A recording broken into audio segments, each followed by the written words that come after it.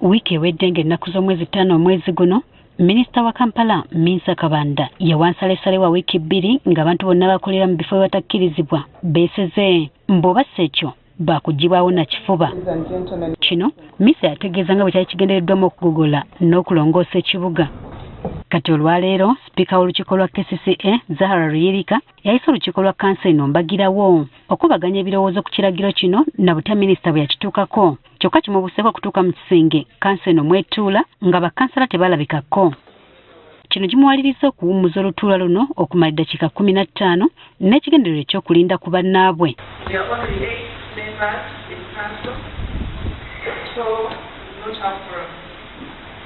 I therefore adjourn this council for 15 minutes. Kyokka obudde buno butuuse kuggwaako ng'era omuwendo gw'abakansala gukyali mutono kwe kusalawo olutuula okuluyiwa. Kanso okugenda mu maaso mbeera neetaaga bakansalas 27 bammemba 27 naye City Executive Committee ebadde erina okutuwa ripooti tezze. Bakansalas bazzeeko 19. Kati mweye embeera basisobola kugenda maaso. Okusinziira ku Luyirika, olutuula luno yaluyise nga yesigama ku tteeka era nga lubadde lugendereddwamu okuteesa ku nsonga za Minisita Kabanda. Nga omulimu gwaffe omukulu oguli wano kwe kuteekerateekera abantu bwe twawulira ekiwandiiko ekyo nga nze Sipiika mpeebwa obuyinza obuyita olukiiko olw'amangu ddala okulaba nga buli omu ajja baleete batubuulire directive efaanana etya yavuddewa abantu bano bwe tubajja ku nguudo tubatwalawa. Olw'omuwendo gw'abakansala okuba omutono ono agambye nti etteeka liba terimukkiriza kugenda mu maaso na kutuuza kanso. Abakansala tebazze ne State Executive Committee nayo tezze ate baba tebazze nga neetaaga abantu 27 okugenda mu maaso mbadde siina bwe nsobola kukikola kubanga etteeka terinzikiriza kubeera mu kanso nga abantu bano tebaweze. N'olukiiko olufuzi olw'ekibuga Kampala oba City Executive Committee obutabaawo nalwo lutataganyiza enteekateeka eno kubanga ensonga yonna kwetambulira era nga babadde bagala bannyonnyolwe emitendera ekiragiro kino mwe kyayise okuyisibwa nawo abantu bano gye batwalibwa. Kubanga ekisooka mbadde siina report gye nsobola kwogererako, ekyokubiri mbadde siina quorum. Wakuba ffe twagamba nga kanso tuzimbe obutale tuke tujja abatembeeyi ku nguudo, tukole stage za boda so tuteeketeeka aba boda, tuzimbe paaka ebweru w'ekibuga tumanye nti no taxi zisobola okukola ki okubeera buli omu ng'alina w'asobola okukolera. Naye bw'ogamba obugambi nti ngenda kujja abantu ku luguudo nga tolina nteekateeka yonna gye waabakoledde nga baakava mu kalulu bali mu season ya school fees bali mu kito bawadde warning tobiyisiza na mitendera mituufu. Asambaza ebigambo bya minisita byagamba nti yalabika ng'emboozi ey'okunyumyamu obunyumya kubanga minisita kye yakola kyali kikyamu nnyo yalinga in fact anyumyamu obunyumya mu nsi ey'amateeka.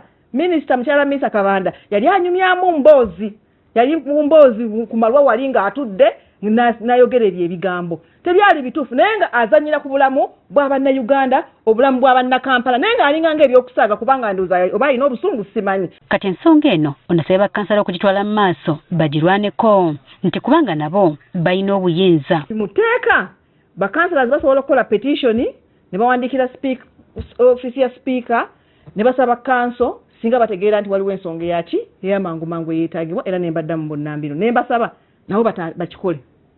N'ensaba executive nti balina kanso gye bawandikira office ya Speaker ne bamugamba tusaba kanso eno ebeewo olw'ensonga waliwo ensonga ey'amangu so mbasaba tukyali mu office bannaye mikwano gyange abalungi tukyali paka mu Gwokutaano bwe tusalawo okuvuunika Bannakampala mikwano gyange nze sikiriimu. Ono agamba nti singa minisita agenda mu maaso n'okukola ebikwekweto bino kiba kimenya mateeka. Ekyamazima KCC okola ebikwekweto byegenda okukola ng'ejja abantu ku nguudo egenda kubanga ekikola mu bukyamu. Terina mbeera yonna terina buvunaanyizibwa bwonna bwagiweereddwa kanso kugenda mu maaso okukola ogwo mulimu egenda kuba ekikola mu bukyamu kutulugunya Bannayuganda. Abeere ng'omuntu eyalondeddwa nga bw'akitegeeza mu bantu nti yalondeddwa simanyi busungu ayogeza bungi bw'alina ku bantu.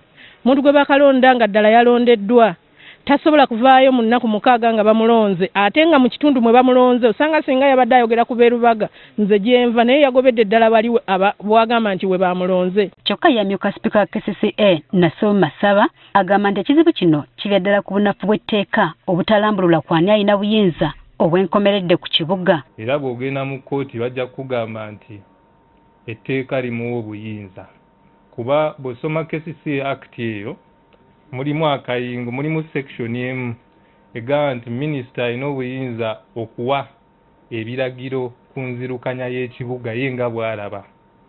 Tuzze tukyogerako nnyo nga tukiwakana kuba tubagamba nti temusobola kuddira kanso ne mugiwa buyinza buddukanya kibuga ate ku ludda olulala ne mugamba nti minisita naye alina obuyinza obuwa ebiragiro.